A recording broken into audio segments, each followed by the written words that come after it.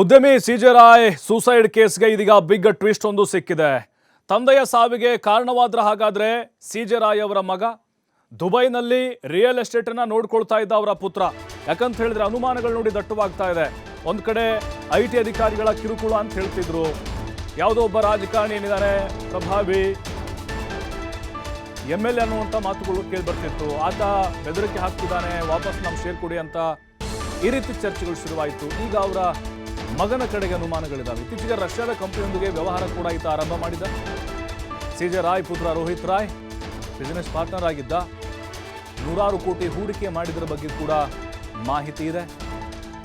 ಆದರೆ ಲಾಭಕ್ಕಿಂತ ಹೆಚ್ಚಾಗಿ ಕೈ ಸುತ್ತಕೊಂಡಿದ್ದಂತೆ ಈ ರೋಹಿತ್ ರಾಯ್.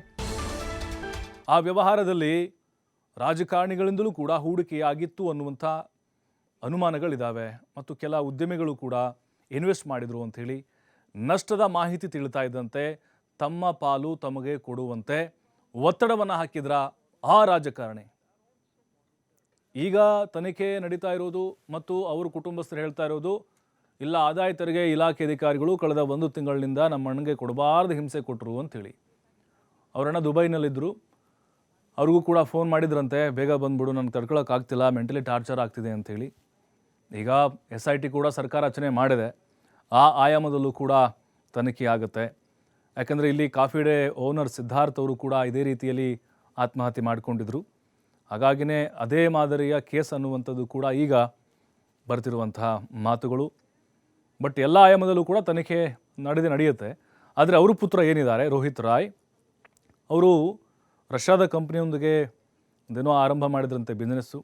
ಅಲ್ಲಿ ಸುಮಾರು 500 ಕೋಟಿ ಏನೋ ಲಾಸ್ ಆಗಿರಬಹುದು ಅನ್ನುವಂತಹ ಮಾತುಗಳು ಕೇಳಿ ಬರ್ತಾ ಇದ್ದಾವೆ. ಹೀಗಾಗಿಯೇ ಅವರ ಒಂದು ಆತ್ಮಹತ್ಯೆಗೆ ಅಸಲಿ ಕಾರಣ ಏನು ಅನ್ನೋದು ಕೂಡ ಏನೂ ಸ್ಪಷ್ಟವಾಗಿ ಗೊತ್ತಾಗ್ತಾ ಇಲ್ಲ.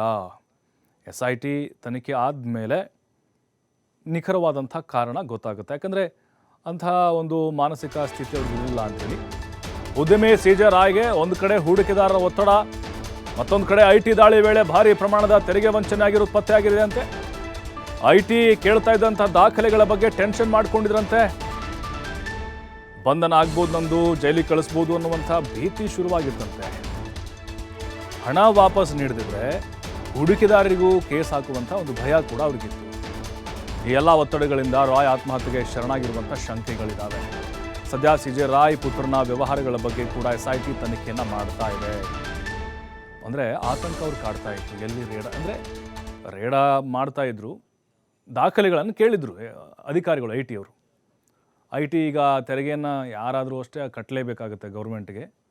ಅದೇನಿರುತ್ತೆ ಹಂತ ಹಂತವಾಗಿ ತೆರಿಗೆ ವಂಚನೆಯನ್ನು ಮಾಡಿದ್ರೆ ಹಾಗಾದರೆ ಭಾಳ ದೊಡ್ಡ ಮಟ್ಟದಲ್ಲಿ ಸಿಜೆ ರಾಯ್ ಅವರು ಆತ್ಮಹತ್ಯೆಗೆ ಮಾಡಿಕೊಳ್ಳುವಂಥದ್ದು ಏನಾಗಿತ್ತು ಇಲ್ಲಿ.